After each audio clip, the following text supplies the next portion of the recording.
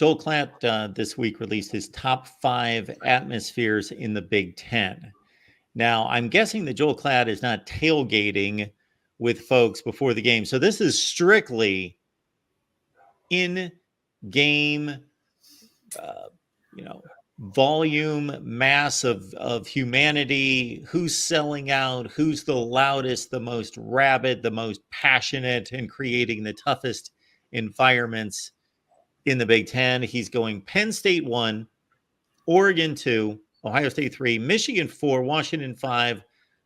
I take exception with number 5 to a certain extent, and noticeably missing for me, Iowa, Wisconsin, Nebraska. Then, of course, Tim is going to let us know what the Coliseum's like when USC's winning big.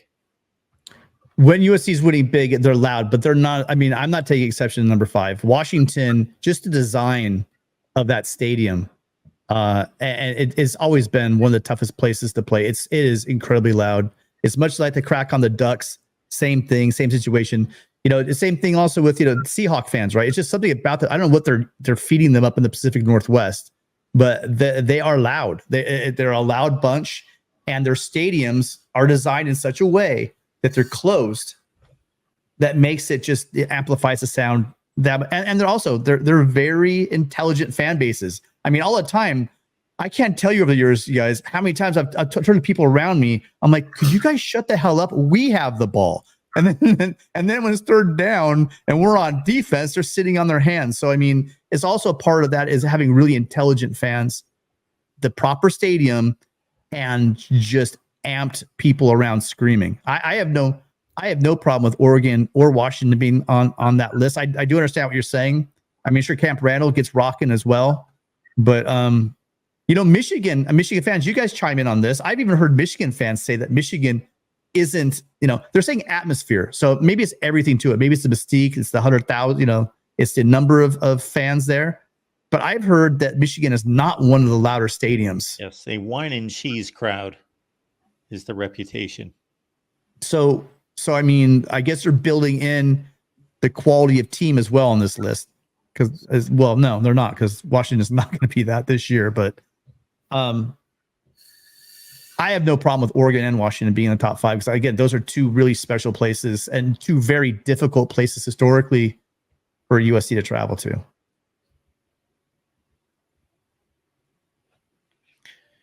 I would flip a coin if there's a 3-headed coin between Wisconsin, Nebraska, and Iowa for the 5 spot, just because I think Washington, I've seen them in lean years, and it's a sparse crowd.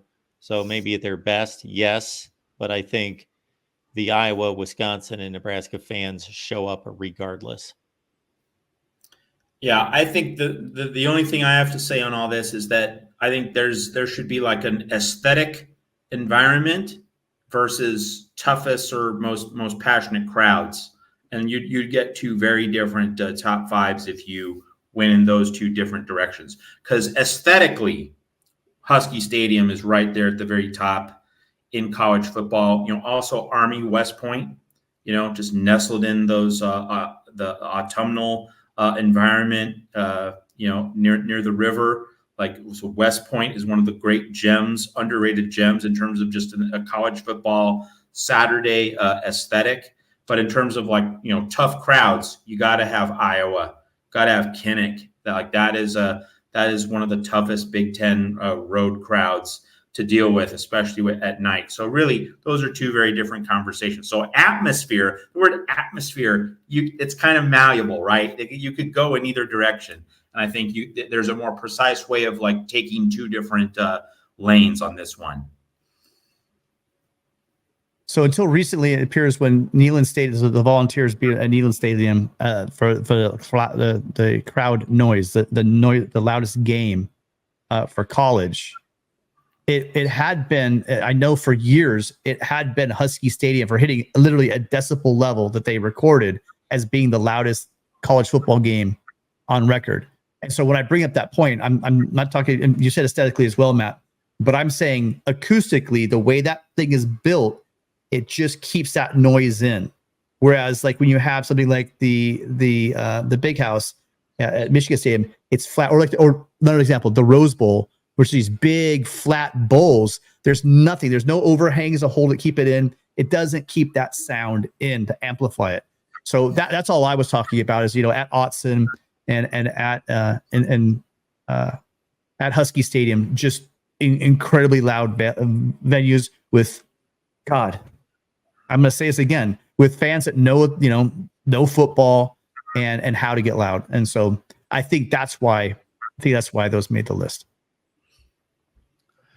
I appreciate your admiration for knowledgeable fans and your appreciation. I've always thought that was an overstated term or line of thinking, that we're going to credit these fans for knowing football so well just because they know be quiet when the offense is on the field, be loud when the defense is on the field. Is this not a high bar, high level football knowledge? Mark, I didn't say it was a high benchmark. I didn't say we're putting the bar up high. I'm saying it's shamefully bad in some environments where people literally don't know when to get loud and then when to be quiet when your team is third down and you have the ball and you got people clapping, you get excited, like, dude, what on earth are you doing? Believe me, they are out there. I mean, it's kind of horrible. And I've seen the Coliseum more than once.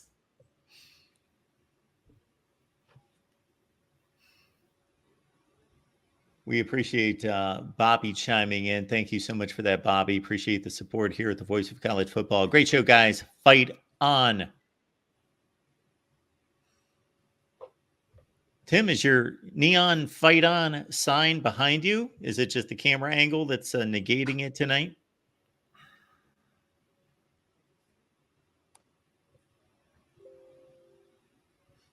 Can Tim suddenly not hear us? Yeah, sorry. I had to take these off.